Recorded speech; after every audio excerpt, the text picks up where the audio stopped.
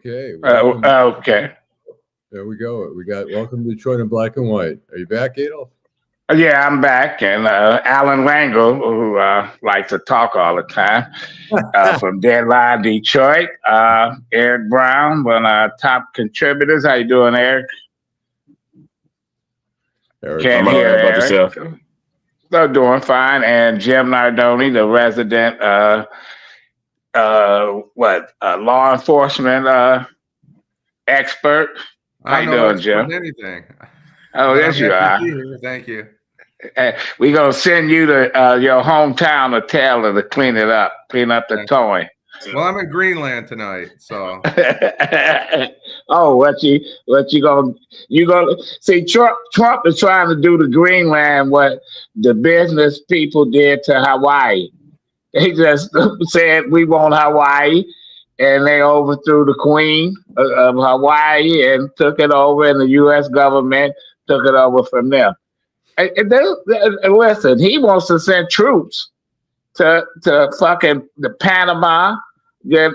Anybody been to Panama? I've been to Panama. I have not. And I went to the canal, and they ran it better since they had it than all the other years combined. It's a money maker. Trump is pissed because he hasn't had business people come, U.S. folks. He's saying American ships are paying too much to go through the canal. In other words, he want to do it. If he take it over, he's going to double the prices anyway. That's some bullshit. So anyway, let's start off with, go ahead, Allan. They're going to rename it the Trump Canal, like the Gulf of America. Oh yeah, listen, it is what it is. We'll see what he talks a lot of shit. We'll see what he's gonna do. This is Detroit in Black and White Wednesday edition, and we're gonna have a good time tonight. Jimmy Carter, I'll go to you, Eric. His legacy. Habitat for Humanity. He did it after he left the White House. Yeah. Okay. Allan. I think he's sometimes. I mean, he's criticized for not being the greatest president, but I think people overlook some of the stuff. Like he had the peace agreement between Egypt and Israel, which was huge. One of the first. I mean, a major step in the Middle East there. But I think he'll go down as a person, a humane person who cared about people and humanity. And look, he made it 100 years old, which is super impressive in a world where people are dying left and right every 2 seconds. For people to survive and last that long. Thomas Jefferson and John Adams died at 90, and that was in the 1820. Shit. So we'll have people that live long. Herbert Hoover lived to be in his 90s. Reagan lived to be in his 90s, even though he was had Alzheimer's in his late 70s. And I don't know how people say that Reagan was the greatest president of this last 3-4 decades, when his last 3 years he didn't have a clue. And Jim, your take on Carter's legacy. You was talking the other day that he was the first candidate that you voted for. That's right, 1980, and he lost, and that's been a long string of losses for me, I think. But anyway, I lived in Atlanta, Georgia in the late 80s, in 86, 87, and 88. And what were you doing down there? I'm sorry? What were you doing down there? I worked for EDS, actually, Electronic Data Systems. That was a division of General Motors at the time. And there was 2 spots in Atlanta that I thought were must see. And when you move somewhere, people want to come see you, right? So I took them to the Carter Center, which was in its infancy then, right? We didn't know then. And Auburn Street, where the second, where MLK is buried at this second. What's it called? Second Emmanuel. Second Ebenezer? Ebenezer, right? Second Ebenezer Church. Those were the 2 places that I would automatically take people to if they came to Georgia. Well, what I didn't know at the time, obviously, was in 1986. This is the tragedy about Jimmy Carter. This is the tragedy. He was known as not a great president, but he was just a man. And this man helped to eradicate guinea worm, which is a parasite that's widespread across the world. 3.5 million people had guinea worm. So you drink dirty water, the parasite goes into your body, and it has to come out through your skin. 3.5 million people acquired it in 1986. In 2023, 11 cases in the world. And a lot of thanks to that is Jimmy Carter. He raised over $500 million. But he's not known for that. Nobody's talking about that. And I think that's tragic, because once the worm's inside of you, it takes weeks and weeks for it to come out, and it comes out through your skin. So he collaborated with the World Health Organization, the CDC, health partners around, and his ambition was to get rid of this guinea worm before he died. And even when he was in hospice care, he was getting updates on the guinea worm. There were 11 cases in 2023 around the world. Went from 3.5 million to 11 cases. A lot of pain, a lot of suffering, and that's what I think he should be remembered for. Unfortunately, not too many people know about it. How do you end up? Go ahead, Al, and then I'll give Jim, my I was going to say, Jim, how did they eradicate it? What was well, filters? There was a lot of efforts they did, to try and clean the water, and there is no cure. There's no known cure. He went to Ghana in the 80s and saw like hundreds of people that had these worms working themselves out of people's bodies, and he said, we have to do something. We have to do something about this. So. Well, welcome, Vanessa Moss. How you doing? Hi, hello, everybody. We're talking about the legacy of Jimmy Carter. I read somewhere where when they brought his remains to the Capitol, President Biden say, "Is that casket for me?" You got jokes. He thought they was gonna bury him. Well, anyway, you don't like my jokes. Vanessa, your legacy take on Jimmy Carter. You have none, huh? No. I'm just trying to think of the. Yeah. He did so much that I'm going to say the Habitat for Humanity, humanitarian. Well, he did that. He created the energy department, education department. Yeah, he doesn't get credit for a lot. What killed him, besides inflation, etc., was the failed rescue of the hostages in Iran, and they played a part in him losing, because they said, well, Reagan is up in the polls. We're not going to negotiate until Reagan played on it. Reagan said, when I get elected president, day one, we'll bring the hostages home. And guess what? Okay, soon as he got elected, boom, they had a deal. Yeah, He also changed the Panama Canal. I think he turned it back. No, he gave it back to the rightful owners. Right. He gave it back to people. Thousands of people died building that canal for the Western world, and he gave it back. And he got beat up on that, and he pardoned all the draft evaders that ran to Canada and other places. And I just read with somebody from Trump camp say, yeah, he let all the draft dodgers back. That's a disgrace to Vietnam veterans. Trump, he invaded the draft. He didn't even go. None of his relatives served in the military. His grandfather fled Germany because he didn't want to serve in the military. So you know what? Jimmy Carter, as president, he had some bad luck, but I don't think it was a failure. And I don't think, from what I read in history, that he was the worst president. We don't have worse presidents than Jimmy Carter. We got one coming in office now. So yes. So Marlon's tuning in. Vanessa, do you want to talk to our viewers for a minute? You know what? Let me exit my full screen so I can see what they have to say, and I'll talk to them. What's up? Hi, Marlon. He said, "Why is Trump so high?" I don't know what he's asking.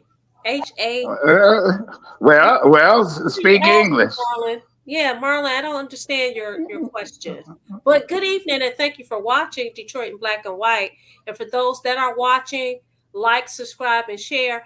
And we want you to chime in. But it's very important that you hit that like button. Hit that like button, hit that like button, and share. I think Marlon's keyboard's sticking a little bit, so. Okay, listen, you know what? It's something that came to my attention. The auto show is back in the winter, January. Now, for 30 years or 20 years, they threw Detroit name off in the auto show, the North American Auto Show. Now, the guy get on TV who's running the auto show, Detroit is back. Oh, hypocrites. Listen, that's unfucking believable. Now it's Detroit. Listen, I don't understand it. They moved it to the summer because they said that the weather is better, and they felt like they would get a much bigger attraction, that kind of thing. And then they moved it back. I don't understand the whole. I understand it because nobody has anything to do in the wintertime but go. Here it is. In the summer, people they go get their boat, they go on vacations, they do all kind of shit. Alan, what was you gonna say? Look, the auto show is a different animal. I mean, originally it was the Detroit Auto Show. It was huge, it was international, and then it changed its name to the International Auto Show, whatever. They would attract 5,000 journalists from. I remember I would go sometimes. They'd have 2 days before the show, they'd have the media. There were 5,000 journalists from Japan, Germany. Now it's pretty much local. The problem is these are really expensive to put on. A lot of the auto shows around the world have gone out of business or have shrunk, and Detroit is part of that. And some of the companies are not participating, Mercedes and some of the other ones, Hyundai. And I think part of that is the internet now. You can introduce cars and you can do things that you couldn't do before. And so, well, we can go to CarMax Auto Show and all these other places where you can buy a damn car. I remember when Detroit controlled Cobo Hall and the state wanted to make it an authority. We gotta move the auto show to Oakland County if you don't create an authority. I said, well, create the mother. Let it go out to Northville, whatever. Move the auto show. See, but our little state reps and those folks up in Lansing, we don't want to lose the auto show. People that ran the Masonic Temple said, we gonna move out of Detroit. I said, are they gonna move the building out of Detroit? Who gives a fuck? What they gonna do? See, they put a gun to the city's head. Boom, we gonna close down the Detroit Science Center. Oh, they changed the name to the Michigan Science Center, so they got more money. The game is game. Why? When they want to erase somebody's identity, that's what they do. You can change the names. You can change the name, but you can't change what in fact it is. I got a question for all of you guys. Are any of you going to the auto show? Are you going to the big prom night on Friday night? Eric, Jim, Allan. Well, Allan, I know you homebound, so I know you can't go. Yeah. Adolph, I know you went last year, Adolph. Are you planning on going? Yeah, I want to see what they got. I might do a Richard Pryor and Silver Street, get in one of those cars and drive it out of Cobo. That's what I'm gonna do. That would be a negative, no. Okay. Anyway, I'm not. Okay, no, I'm not. You're not going. No, Marlon said. I'll get back to Marlon. Marlon said, "Why is Trump so hated in Detroit?" And then he says Carter was better than Biden. Well, I have a question about that. I doubt that. I doubt that. That's what I was trying to get with Adolph. We've had, Before you go on, let's take a break and come back, and you, Jim, will continue your comment. In the heart of Detroit, Bruce Simpson. Our city ombudsman and his team are dedicated to making your voice heard. The City of Detroit Ombudsman is a liaison between the City of Detroit and all persons who have a complaint or inquiry into the operation of a city department or the conduct of a city employee. The Ombudsman works as an independent oversight to provide individuals with an opportunity of giving a confidential avenue to address complaints. You can reach the Ombudsman's office at 313-224-6000 or email us at ombudsmandetroitmi.gov. You can also visit us at the Coleman A. Young Municipal Center. For more information, go to www.detroitmi.gov and type in Ombudsman. We are here to help. In Detroit, we are all one team. When you win, we all win. Hi, I'm Eric Sabri, your Wayne County Treasurer. If you're living in a home of a deceased family member and you're facing property tax foreclosure, the probate process can be helpful to you. If you file a probate petition and notify our office, the foreclosure proceedings will be halted during the probate process. Contact us at 313-224-5990 or email us at taxinfo@waynecounty.com. We're here to help.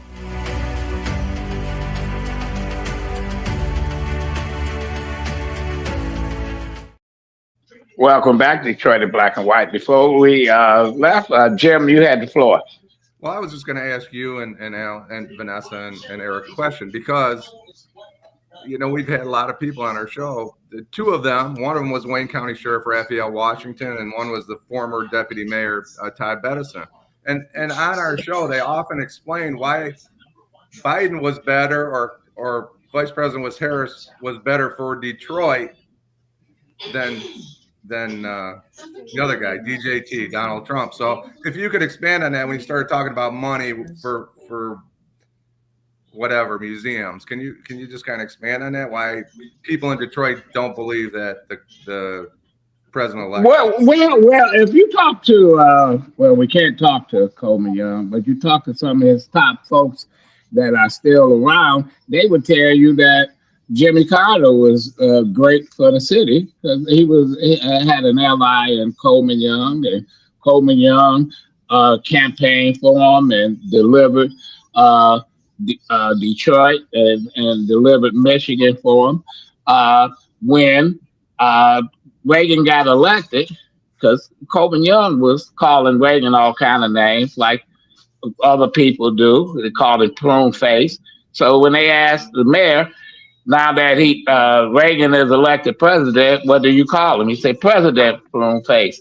But yeah. President Pruneface proved to be vindictive because there was $800 million on the table that Gerald Ford and them put for a, what do you want to call it? Not a subway, but a rapid transit system, and they took it off the table. So yeah, you can have an ally in the White House, regardless of what the rest of the country think. If they delivering the goods to you, you're gonna love them, and the people that don't get the goods, don't get the favors, gonna say, well, he was a mediocre, or they were mediocre, they didn't do much, etc. So fast forward to today. With that being said, is it your belief that Detroit had an ally in DC with President Biden? Yeah, I think so. I think that and the allies here failed him because they didn't step up to the plate, and the way it went down. Not that he could have been persuaded a year or two ago not to run, etc., but he wasn't.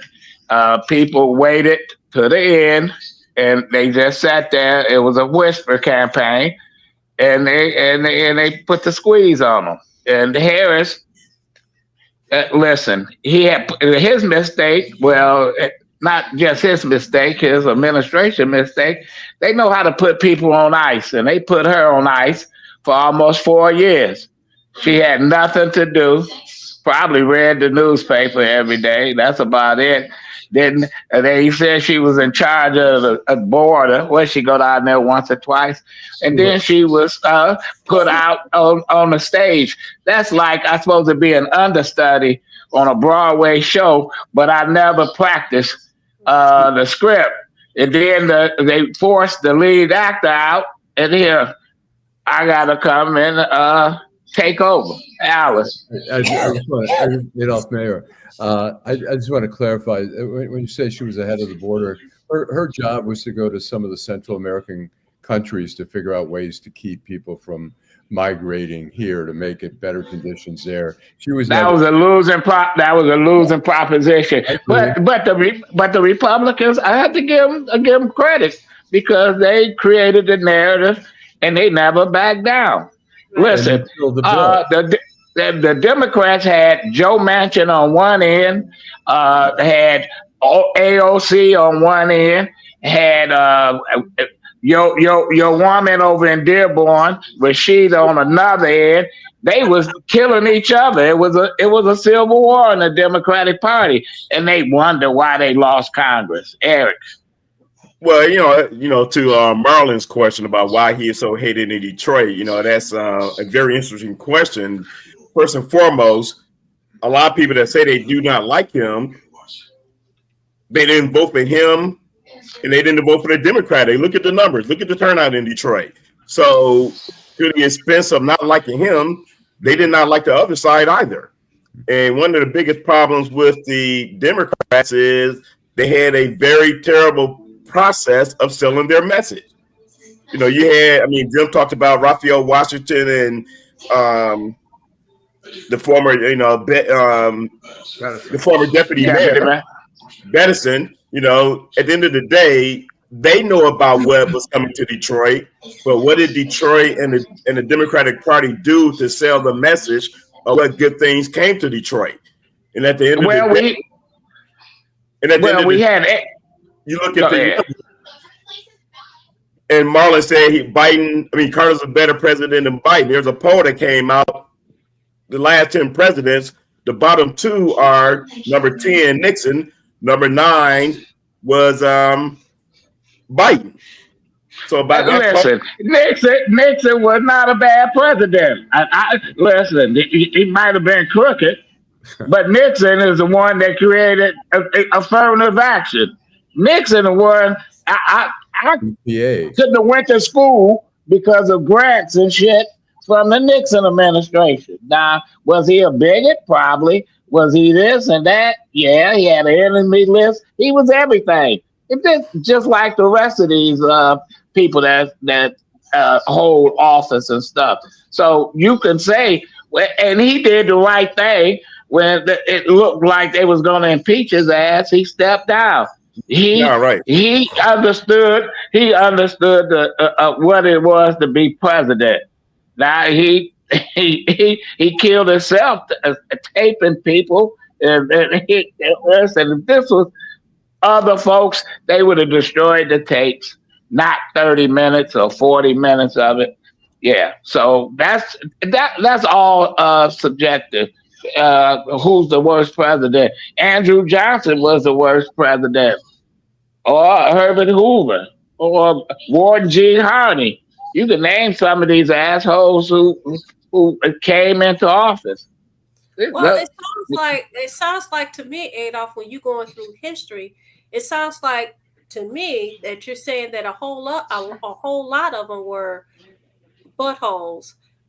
Yeah. America still stands, right?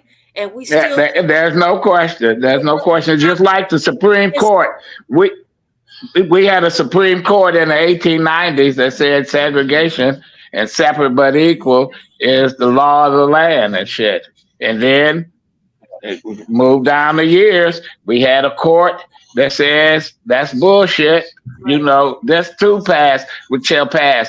Listen, all those folks that's sitting up there on the Supreme Court, they're not going to be there forever. Seems like it, though. But, in our lifetime, we might not get what we want, but somebody's going to be happy with a court.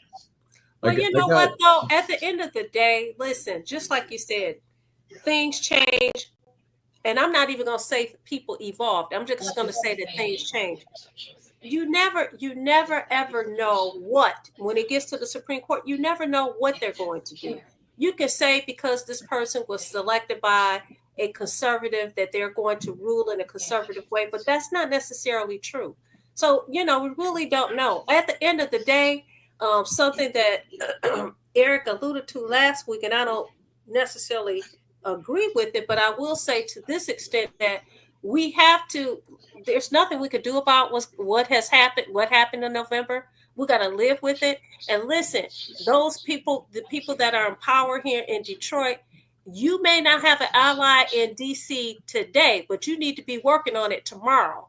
Because if there's some way that we can benefit from a relationship with people there in DC, then you do it. We know that this guy that's in office is an egomaniac. So if you have to appeal to his ego, and you might do that and stop with your own political agenda. You alluded to a few people that you talked about 3 people today. People that represent Detroiters, listen, put your ego down and represent Detroit. Well, they not. Allan, rewind it on. Go ahead, Allan. There's a little video. It's a few seconds. Well, folks, if you want to see classless, despicable, shameful, just trifling as hell, this is what took place on Friday. No. It's okay. I won't bite. Don't worry. Okay. Okay.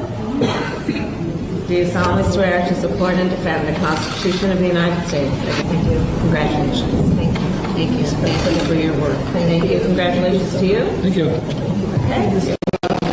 Okay, sure. Yeah, I saw that earlier today, and I thought it was despicable, especially when they ran the tape and showed how he interacted with Biden and he interacted with who was that before? Or Pence before he shook their hand and everything. Well, so the question was it sexism or racism? What was it? No, he was an idiot. If you don't want to shake some people's hands, listen, I've been where he been. Right there. There's some folks that wanted me to shake their hand, and they was one was a governor, and I wouldn't shake their hand. Fuck it. You know what? It is what it is. If the vice president know who she's dealing with, I wouldn't even reach out for her. Yeah. Jim, go ahead. It says more about our country and our people. She's the vice president of the United States, and I don't think you'd be obviously, if that was a Democratic senator husband and they did that to Trump, Fox News will go berserk. Okay, we come to this part of the show. Final thought, Eric. Vanessa hit on something. You did too, Adolph. And at the end of the day, going forward, if we as the people are not making demands, you get what you pay for. People continue to complain. People can continue to bitch, moan, and whine. But if you're not making any demands, that's on you. And let me add to that, Eric. Not just demands, but if we don't hold people accountable, why are we even having a conversation? Right. That's the other part. Right. Why are we even having a conversation? There should not even be a conversation. Your name should not even be on the ballot. If we cannot hold you accountable, your name should not even be on the ballot. But the electorate has, I'm not going to say dummy down. I don't know if it's apathy. I don't know if it's, listen, we just sick and tired. I don't know what it is. But if you want to make a difference, you have to hold people accountable. You have to make demands and hold them accountable. All of them. Jim. If you're an R or D or an I. First, thanks to everybody that's watching. I see a few of you are out there, but you're not responding and talking with us. We appreciate when you comment and participate. They just came to listen to you, Jim. They don't want us to talk. There's enough talking heads on here. Go ahead. Marlon made a point that Trump is going to do wonders for the Detroit auto industry. I don't know what the Detroit auto industry is anymore. So Unless they gonna start making Teslas at every plant. That's the shit that they gonna do. And Allen. Well, you know, when you talk about the tariffs and stuff, I mean, look, Canada is interchangeable. Canada is shipping parts here all the time and vice versa. Mexico, it's going to be crazy to really impose heavy tariff. I think it's interesting that Trump wants Canada to be the 51st state. It's like they don't have enough gun violence. Their healthcare is, the costs are too low. They got to come on, and we'll show you how to do it right. Well, anyway, we'll be back on Friday at 8:30 and Saturday at 10 o'clock at McShane's, Michigan and Trumbull. I guess Eric, Jim, yeah. Vanessa? Say what? Vanessa, you did your final thought, or was you just piggybacking off an Eric?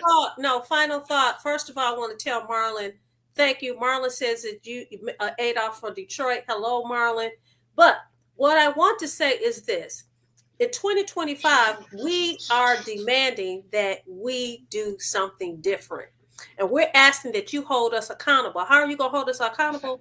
By liking, subscribe, sharing, and commenting, because we want to be able to respond to the questions that you ask. So hit that like button, subscribe, share, comment, keep commenting. Thank you very much. We'll see you on Friday. There's no question there. Nobody's going to say nothing about their hometown team. Go Lions. We thought you were going to. Oh, didn't they? They won, right? Fuck the Lions. Okay. We don't care about the Lions. They cheated. They cheated last Sunday. They cheated. They need to overthrow the game. But anyway, well, the Lions, one thing, they're going to be good for the economy in Detroit. And that's a good thing. Yeah. But they're not going to win the Super Bowl. They're not going to the Super Bowl. What did you say? They won it. They're one and done. We'll be back on Friday to continue the conversation. I am a hater.